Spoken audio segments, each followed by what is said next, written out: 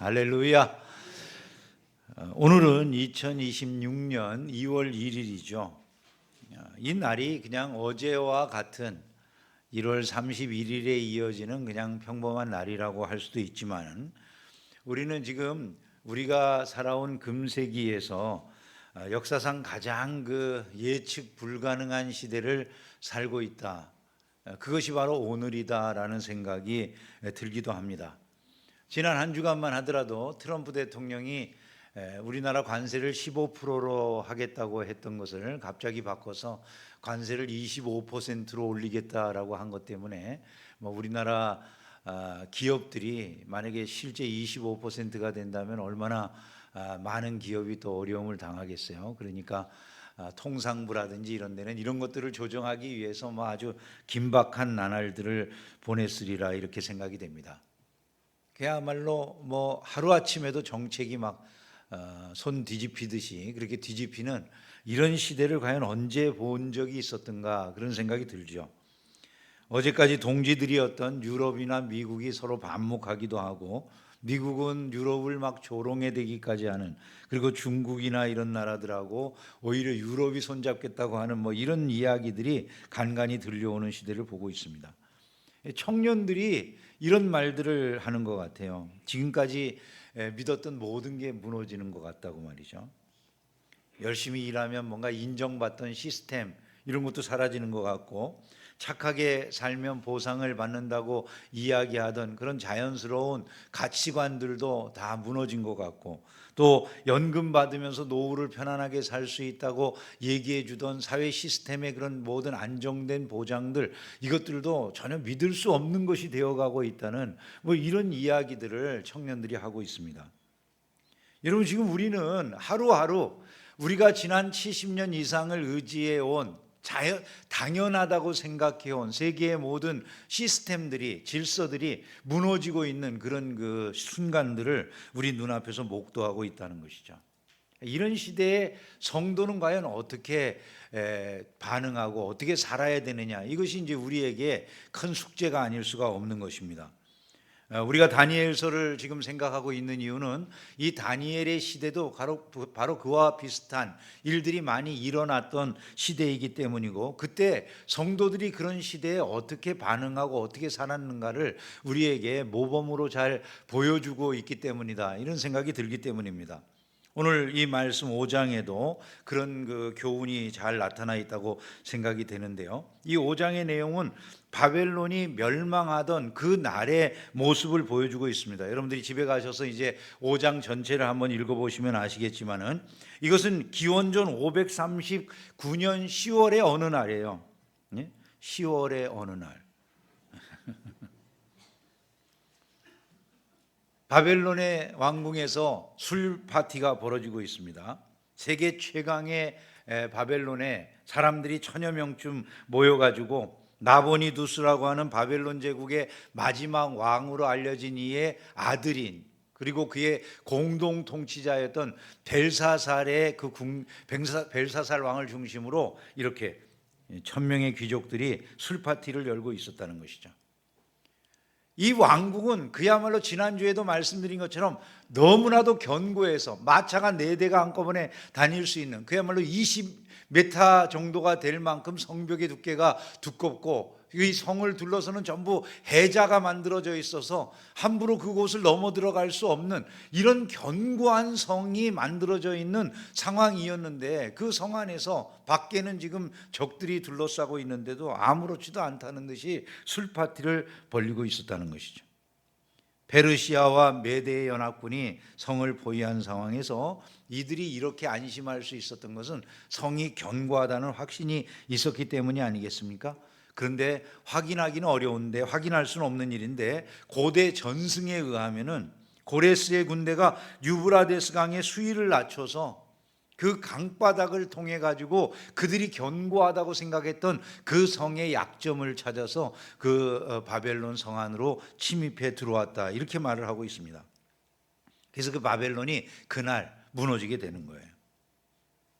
이토록 위태로운 때 왕이 술 마시고 있었다는 거예요. 더군다나 그 왕은 하나님의 성전에서 빼앗아온 그 모든 은그릇, 금그릇 이런 것들을 내서 자기 신하들에게 나누어주고 그것으로 술을 퍼마시게 했다는 거예요. 여러분, 이런 일들이 일어나면 하나님께 얼마나 이것이 큰 죄악이 되는지 우리가 생각해 보지 않아도 알만한 일이 아니겠습니까? 이게 웃을 일이 아닌데 왜 웃을 일이 아니냐 하면 오늘 우리 시대에는 과연 어떠한가를 한번 생각해 볼 필요가 있다는 것이죠. 2008년도에 금융위기를 보내면서 한 기사에 이런 제목이 나온 적이 있었어요. 월가의 신은 죽었다. 그 다음 일어난 일들이 뭐였습니까, 여러분? 우리 시대에 경험한 일들을 한번 반추해 보세요. 코로나 팬데믹이 있었죠. 러시아 우크라이나 전쟁이 있었죠. 이스라엘과 하마스 전쟁이 있었죠. 이스라엘과 이란의 전쟁이 있었죠. 물가는 폭등했죠. 집값은 난리가 났죠. AI라고 하는 것이 사람들의 일자리를 뺐는데 어느 정도라고 말합니까? 오늘 아침 제가 우연히 신문 기사를 검색했는데 어느 신문인지는 제가 지금 정확하게 모르겠는데 이런 기사가 났더라고요. 회계사들이 AI 때문에 일자리가 없어진다고 데모한다는 기사가 났더라고요. 여러분, 얼마 전까지만 해도 공인회계사는 얼마나 좋은 직업이었습니까? 근데 이 공인회계사라고 하는 그 직업을 갖는 것, 그 시험도 어려운 그 공인회계사라고 하는 문과 최고의 전문 자격증 중에 하나였던 그 공인회계사들이 AI로 인해 가지고 취업할 데가 없다고 자격증 따도 갈 데가 없으니까 데모를 하고 시위를 한다는 뭐 이런 그 기사였어요. 여러분, 바벨론 시대 때 하나님께서 이 벨사살에게 하나님이 지금 세상에 보여주시는 이 모든 일들에 대한 심판의 일들을 가르쳐 주셔도 그걸 알지 못했듯이 우리도 오늘날 혹시 벌어지고 있는 이 세상을 향한 하나님의 경고의 메시지에 대해서 눈을 가리고 보지 못하고 있는 것은 아닌가, 이런 생각을 해보신 적이 없으십니까? 바벨론이 무너지던 그날 밤을 한번 생각해 보세요. 벨사살의 파티가 절정에 달했는데 갑자기 이상한 일이 벌어지잖아요. 벽에 손가락이 나타나서 글을 썼다는 것 아닙니까? 메네 메네 데겔 우바르신이라고 말이죠. 갑자기 벽면에 글이 쓰여졌다는 거예요. 왕의 반응이 어떻게 나타납니까? 왕이 얼굴빛이 변했대요. 6절에 보면 그 마음에 번민이 일어났어요. 넓적다리 마디가 다 녹는 듯하고 무릎은 갖다가 사시나무 떨리듯이 떨려가지고 두 무릎이 막 부딪혔다고 그러잖아요. 왜 그렇게 떨었을까요? 혹시 벨사살도 글자 뜻은 모르겠지만 뭔가 저 의미가 심판의 의미를 담고 있다고 생각해서 떤 건 아닐까, 이런 생각이 들지 않으십니까? 저는 우리 시대에도 마찬가지라고 생각이 될 때가 있거든요. 하나님이 우리 시대에도 계속해서 벽면에 큰 글씨를 쓰신 것처럼 우리 시대를 경고하는 글들을 여기저기에 쓰고 계신다는 거죠. 어떤 글들이 보이세요, 여러분? 요즘 이 시대 경제 위기, 자연재해, 이곳저곳에서 일어나는 전쟁들, 뭐 팬데믹, 여러분 이런 것들이 일종의 하나님이 벽면에 쓰시는 경고의 메시지처럼 보이시진 않으세요? 문제는 그거잖아요. 예수님이 재림하시기 직전에 일어나는 다양한 일들에 대한 경고들과 비슷한 일들이 우리 주변에 일어나도 우리가 이제 귀를 막고 눈을 막고 보려고 하지 않을 수도 있다는 거예요. 아니, 그 일어나는 사인 자체를 마치 눈이 어두워서 보지 못하는 벨사살처럼 그냥 까막 눈으로 바라보고 있는 이런 형국일 수도 있다는 거예요. 문제는 우리가 그것을 읽을 수 있느냐, 이게 문제라는 것 아니겠습니까? 벨사살 왕이 다니엘을 불렀어요. 다니엘이 아주 날카롭게 진단을 내려줍니다. 왕이여, 이것은 당신이 그의 아들이 되어서도 이것을 다 알면서도 아직도 마음을 낮추지 아니하고 교만하기 때문입니다. 이렇게 지적을 해줘요. 아니, 당신이 그의 아들이 되어서 이것을 다 안다라고 하는 얘기가 뭘 안다는 얘기입니까? 느부갓네살 왕의 이야기를 다 안다는 거예요. 우리가 느부갓네살 왕의 이야기를 지난주에 생각했잖아요. 그 느부갓네살 왕은 이 벨사살의 할아버지예요. 그런데 그 할아버지 시대에 당신의 할아버지가 하나님 앞에서 교만하다가 짐승처럼 되어가지고 이 왕궁의 뒤뜰에서 풀 뜯어먹던 거, 이걸 네가 기억을 못하느냐? 7년 후에 그 정신이 돌아와서 비로소 자기의 지위를 확보하게 되었는데, 그때 그 왕이 돌아왔을 때 하나님을 경배하고 찬양하던 이 일을 네가 모른단 말이냐. 그 왕에게 그거를 지적해주고 있는 거라는 거죠. 그런데 이것을 다 알면서도 네가 어찌 이렇게 교만하게 하나님 앞에서 이 하나님의 성전의 기명들을 내다가 거기에다가 술을 마시면서 내 나라가 안전할 거라고 이렇게 생각하고 있느냐라고 하는 걸 지적한 거라는 것이죠. 여러분, 우리는 어떤 것 같으세요? 이런 막 경고의 사인들이 세계 도처에서 일어나고 있는데 우리는 그래서 생활이 달라졌습니까? 거룩해지고 우리가 하나님을 더 찾고 하나님께 더 가까이 나아가고 그분이 원하시는 뜻을 우리의 삶에 이루어낼까요? 우리도 역시 똑같이 벨사살처럼 그냥 오늘의 우리의 삶의 형국에 매여서 세상이 어떻게 돌아가든지 분별을 못하고 계속 세상처럼 살고 있지 않는가를 우리에게 물어봐야 될 때가 되었다는 것이죠. 오늘 현대인들은 예전 분들보다 훨씬 더 글도 많이 읽고 또 여러 가지 언어들도 배워가지고 실력을 갖춘 그런 분들이잖아요. 사실은요, 더 많이 성경 지식도 가지고 있고 여러 가지 방법을 통해서 뭐 유튜브라든지 아니면 다양한 이제 성경 공부 방식을 통해서 많은 걸 알아요. 교리는 잘합니다. 하나님의 말씀에 대한 지식도 있습니다. 그런데 우리의 삶이 그만큼 더 거룩해졌을까요? 그걸 우리에게 물어봐야 되잖아요. 이 벨사살이 자기 할아버지에게 일어난 일들을 뻔히 보면서도 그 마음이 하나도 돌이키지 아니하고 교만한 마음 그대로 가지고 있는 것처럼 우리는 많은 것들을 알고 배우게 됐음에도 불구하고 가정에서 우리는 거룩함을 드러낸다든지 우리의 직장에서 거룩함을 드러낸다든지 사업의 현장에서 우리가 더 거룩함을 드러내고 있느냐라고 하는 것을 우리에게 물어봐야 된다는 것이죠. 주일마다 하나님이 절대 주권자이십니다 설교를 듣지만은 그저 월요일 날 아침 출근 시간만 되면 까맣게 잊어버리고 그저 회사에 가서도 어디에 가서도 돈만 생각하면서 주식 시세만 생각하고 일주일 내내 하나님 까맣게 잊어버렸다가 겨우 주일이 돼서야 교회에 나오는 이런 모습이 우리에게 반복적으로 일어나지 않느냐, 이런 것들을 한번 좀 물어봐야 된다는 것이죠. 이웃을 내 몸과 같이 사랑하라 해도 일단 출근하면 동료들은 다 경쟁 상대일 뿐 내가 사랑할 대상이라고 하나도 생각하지 않고 일주일이 지나가고 내 마음속에 아무것도 염려하지 말라는 하나님의 말씀 들려와도 우리의 마음은 끊임없이 염려스러워서 그저 밤에만 되면 밤잠을 자지 못할 만큼 두려움에 불안에 휩싸여 있는 그런 모습으로 살아갈 수도 있다라는 것이죠. 야고보 기자는 우리에게 분명히 말씀하잖아요. 너희는 말씀은 행하는 자가 되고 듣기만 하여 자신을 속이는 자가 되지 말라, 이렇게 말씀하지 않습니까? 우리의 신앙생활의 현실이 어떠한가를 우리가 살펴봐야 된다는 것이죠. 우리 시대에 더 하나님을 많이 알고 있다고 자부한다면 하나님 우리 시대에 더 많은 걸 찾으시지 않겠어요? 성경이 그렇게 말씀하니까. 물은 많이 받은 자에게는 많이 요구할 것이라, 이렇게 말씀하니까 우리가 그만큼 안다고 자부하는 만큼 우리의 삶에서 하나님은 열매가 있기를 원하시지 아니하시겠느냐는 것이죠. 결국 벨사살이 무너진 것은 외부에 있는 페르시아와 메대의 연합군 때문이라기보다는 자기 내부에 있는 적, 즉 스스로 교만해지고 하나님 앞에 마음을 낮추지 않은 것, 이것이 결정적인 원인이 되었다는 거예요. 오늘날 우리도 마찬가지라는 거죠. 우리 시대에 시스템이 붕괴되는 것을 다 두려워하지만 그것보다 더 두려운 일은 신앙생활을 하는 우리들이라면 우리가 그것보다 더 두려워해야 될 게 우리 마음이 하나님 앞에서 완악해지고 교만해지는 것, 이것을 더 두려워할 줄 알아야 된다는 것을 믿으시기를 주님의 이름으로 축원합니다. 그것을 우리가 항상 기억을 해야 되는 것이죠. 하나님은 그 시대들을 저울로 달아보고 계셨다, 이거 우리가 알 수 있습니다. 그것이 바로 메네메네 데겔 우바르신이라고 하는 이 말이 의미하는 거죠. 메네는 하나님이 세보았다, 이런 의미라고 다니엘이 해석을 해줍니다.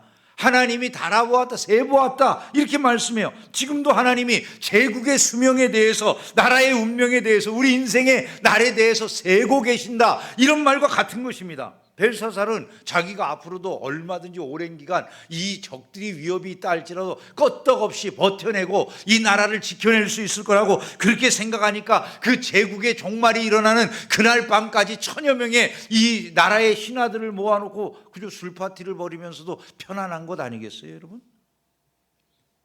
자기의 나라가 영원한 줄 알았겠죠. 수많은 사람들이 자기의 삶을 그렇게 생각하고 살지 않나요? 우리 시대에 우리는 어떤가요?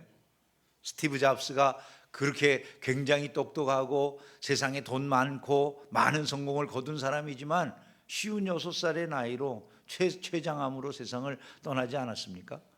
아무리 세상 사람들이 대단한 것 같다 할지라도 결국 이렇게 모든 것이 무너지는 날들이 있을 수 있는데, 시편 기자의 말을 우리는 기억해야 될 것이다 라는 점을 꼭 마음에 새겨야 될 것입니다. 우리에게 우리날 계수함을 가르치사 지혜로운 마음을 얻게 하소서. 여러분, 우리는요, 우리의 숨 쉬는 것도, 우리의 하루 일정도, 인생의 시간도 다 하나님이 세고 계신다는 걸 알아야 돼요. 그러므로 이것을 아는 사람들이라면 매일매일을 하나님 앞에서 내가 어떻게 충성스럽게 살아갈 것인가를 생각하고 고민할 줄 알아야 된다는 것이죠. 데겔이라고 하는 것은 뭐라고 다니엘이 해석을 해줍니까?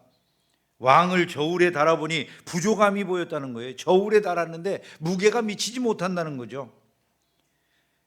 하나님이 왕을 당신의 기준에 맞는지 재보고 계신다, 이런 얘기잖아요. 오늘 우리 인생은 어떨 것 같으세요? 우리가 하나님의 저울에 올려보면 우리의 무게는 합당할 것 같으세요? 이 시대의 무게는 여전히 하나님의 무게, 하나님이 재시는 그 무게 앞에 다 괜찮다라고 여겨지는 그런 무게를 가지고 있습니까? 여러분, 유럽이 왜 망하는 것 같으세요?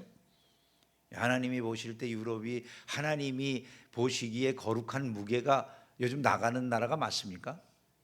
안 되잖아요. 유럽이 망할 줄 아는 사람이 누가 있었을까요, 여러분? 그렇게 취약한 곳이 유럽이라고 생각했던 사람들이 누가 있을까요? 우리 얼마 전까지만 해도 유럽을 닮고 싶어서 난리였잖아요, 그죠?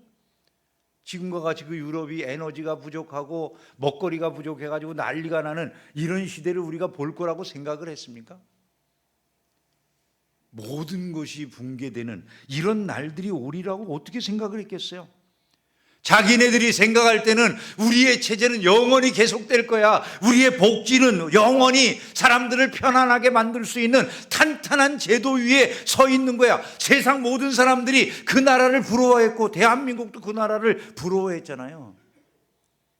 여러분, 그 나라들이 이렇게 쉽게 절절매는 지경에 떨어지게 되리라는 걸 누가 알았겠습니까?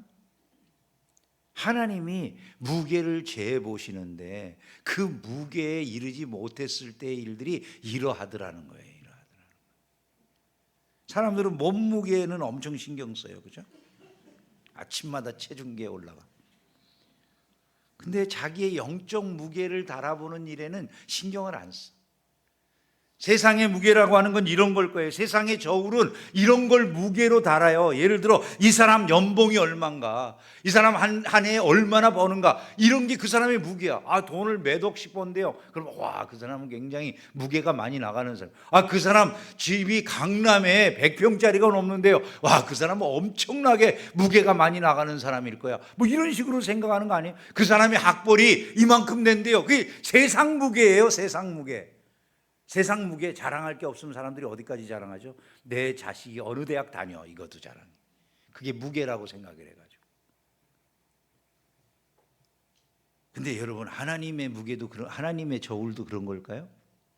세상의 저울은 그런 것들이지만 하나님의 저울도 그런 걸 달겠냐는 거예요. 하나님께 그게 무슨 의미가 있겠어요? 하나님은 그런 게 아니라 이 사람이 얼마나 나를 닮았는가, 이 사람이 얼마나 나처럼 온유하고 겸손한가, 이 사람이 얼마나 이웃을 사랑하는가, 이 사람이 얼마나 말씀에 순종하는가, 뭐 이런 걸 재보지 않으시겠습니까? 이 사람이 나를 경외함으로 예배하는 사람인가, 이 사람이 나에게 충성된 사람인가, 이런 것들이 하나님의 저울에 달려지는 무게들이 아니겠냐는 거예요. 그거를 우리가 하나님이 재신다는 생각을 하겠냐는 것이죠.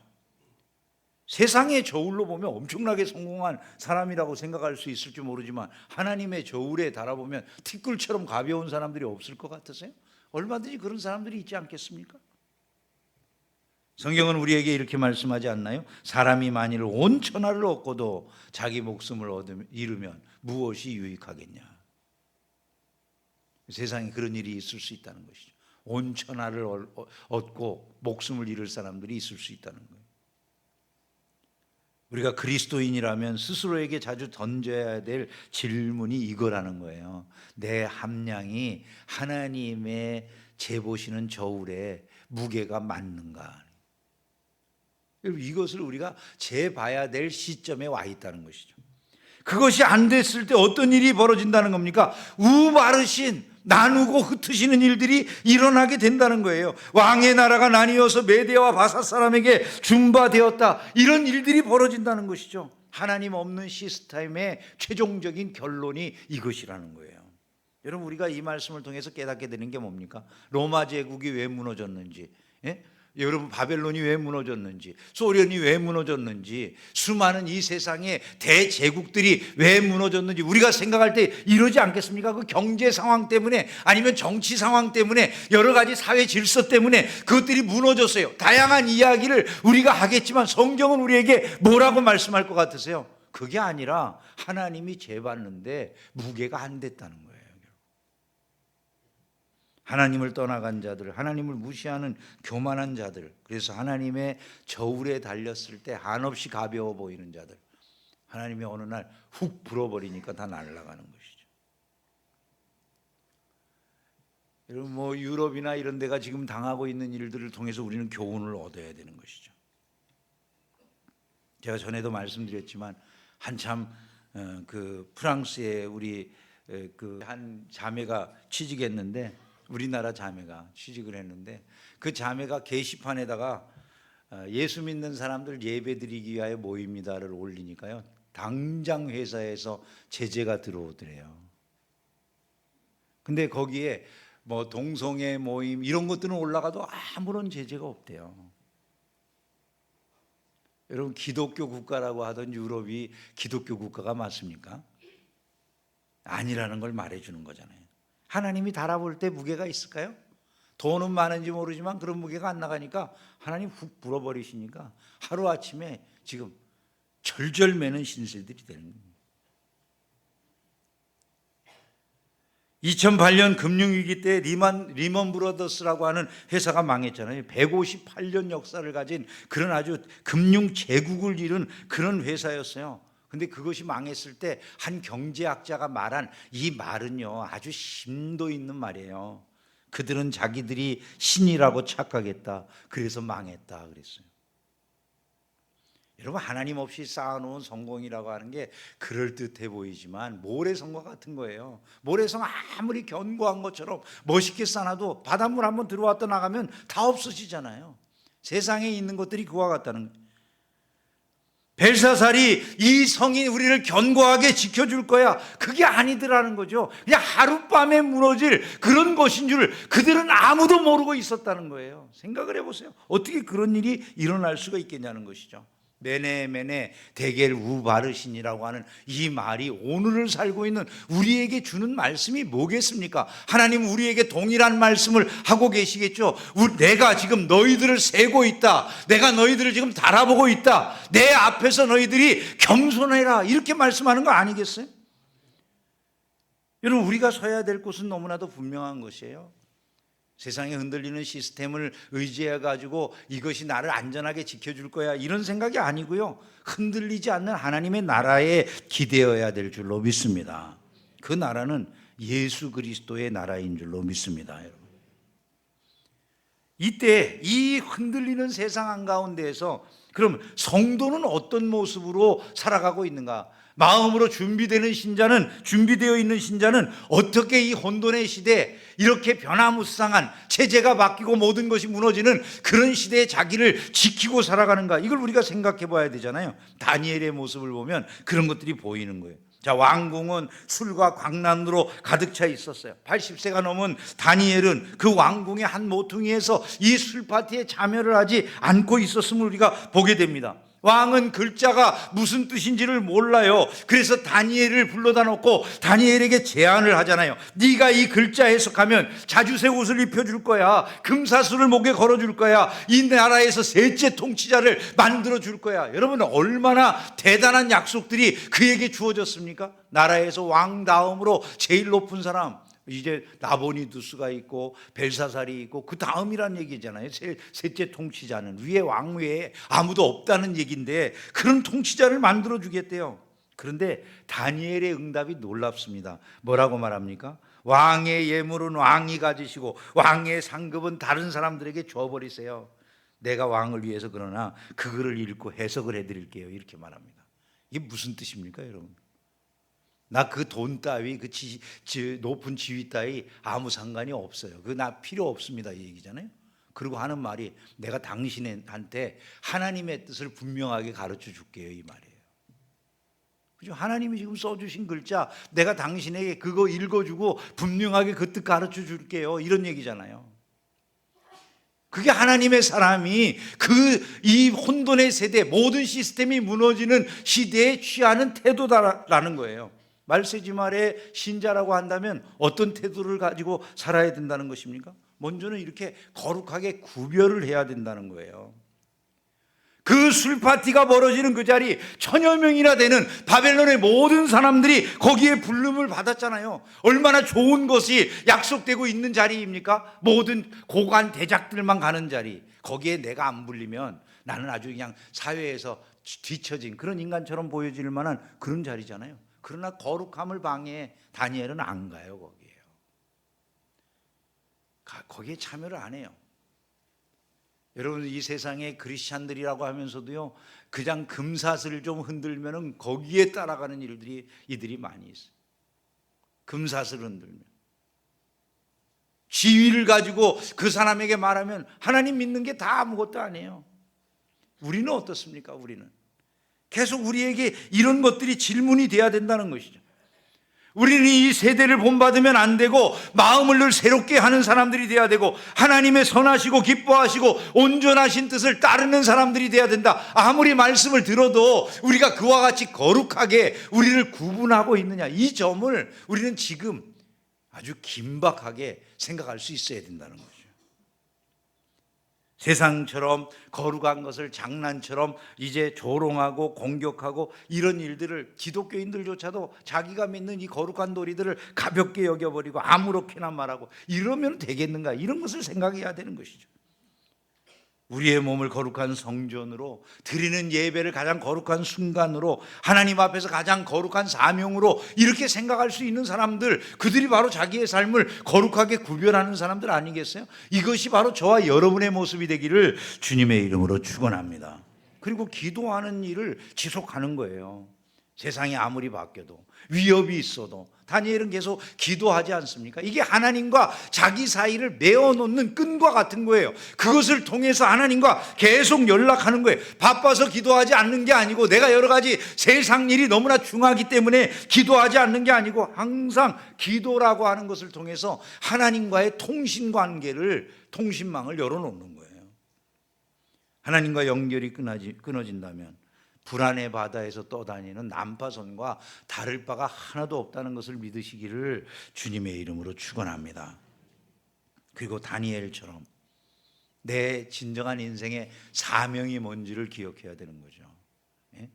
돈 벌고 막 내가 지위가 높아지고 이게 지금 아니라는 거예요. 내일 무너질 성인데, 내일 무너질 그 성이 성에서 돈 벌면 뭐하고 지위가 높아지면 뭐 하겠느냐, 이런 생각 안 하겠어요? 뻔히 아는 그런 상황 속에서. 그러니까 다니엘은 바라보는 것 자체가 다른 것이죠. 그는 지금 이곳에서 죽어갈 자들을 향해 하나님의 선명한 뜻을 전해주는 것, 지금 이게 자기의 일이라고 생각하니까 다니엘이 나 다른 거 다 필요 없어요, 그런 거 안 줘도 돼요, 내가 당신에게 하나님의 뜻 선명하게 전해줄게요.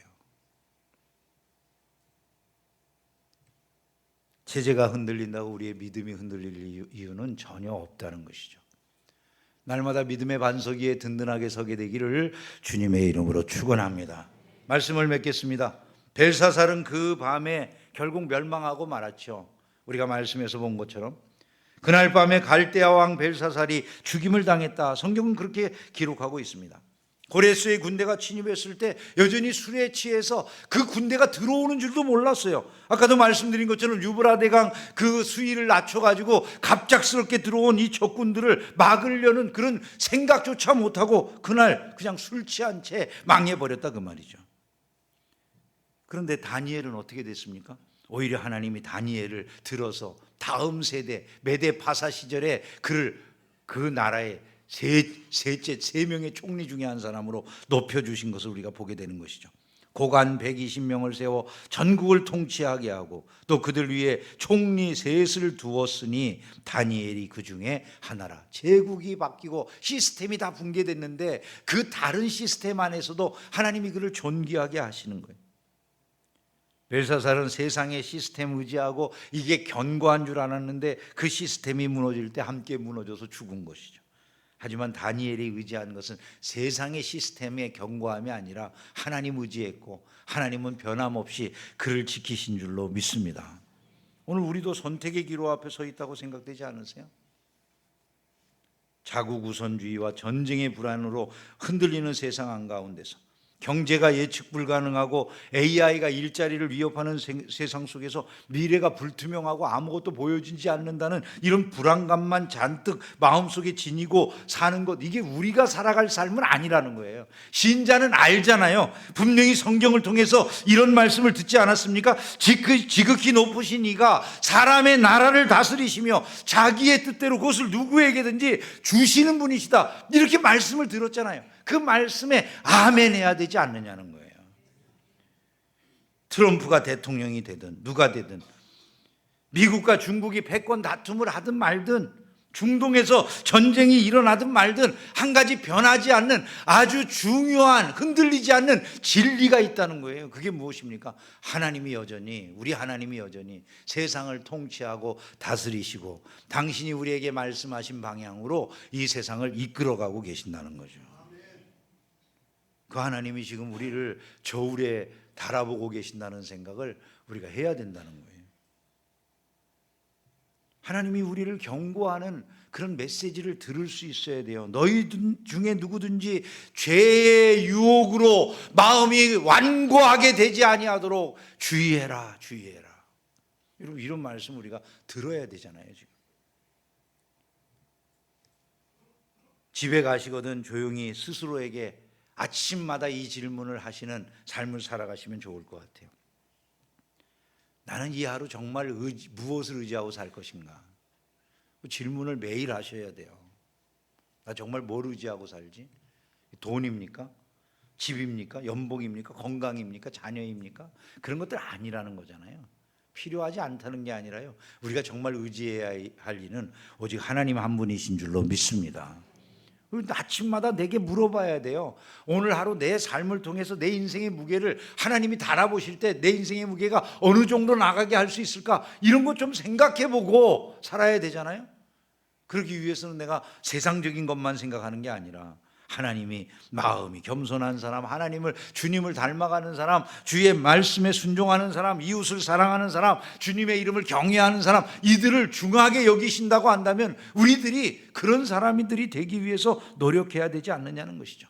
너무 크게 생각하기보다 작은 것부터 내 주변에 미움의 싹을 가정에 뿌리고 있었으면 사랑의 싹을 뿌리려고 하고, 부모님과도 갈등하고 자녀들과도 갈등하고 남편과 아내와 갈등하는 이런 가정의 모습이 아니라 천국과 같은 가정으로 한번 바꿔보기 위해서 애를 쓰고, 하나님께 충성하지 못하고 열심내지 못했던, 헌신하지 못했던 마음을 바꿔서 내가 하나님 앞에 해야 될 헌신을 바르게 하고, 용서하지 못하던 사람들을 향해서 용서를 해보기도 하고, 내가 다른 사람들과의 관계를 새롭게 개선하려고 하는 이런 작은 일들부터 시작해 봐야 되지 않느냐는 거예요. 그리고 우리가 또 하나 물어봐야 될 게 무엇이라고요? 나는 오늘 무엇을 위해, 무엇을 사명 삼아 살고 있는가? 이걸 우리가 생각해야 되지 않느냐는 것입니다. 다니엘처럼 변하지 않는 사명이 있어야 되잖아요. 세상이 바뀌고 나라의 모든 시스템이 바뀌는데도 다니엘은 할 일이 분명하게 있는 거예요. 그 세상에 하나님의 뜻을 올바르게 전해주는 것. 성경이 우리에게 말씀하지 않습니까? 너희는 먼저 그의 나라와 그의 의를 구하라. 같이 읽어봅니다. 그리하면 이 모든 것을, 믿습니까 여러분? 믿습니까?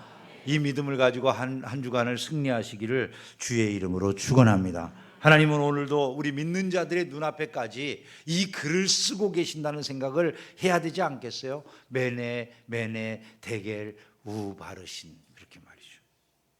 그리고 우리에게 계속해서 옆에서 말씀해 주실 거예요. 회개해라, 겸비해야 돼, 내 뜻을 쫓아야 돼. 저와 여러분들이 이 시대에 다니엘처럼 설 수 있기를 소망합니다. 돌이킬 수 없는 우바르신이 임하기 전에 하나님만 바라보는 믿음의 사람들이 다 되기를 주님의 이름으로 축원합니다.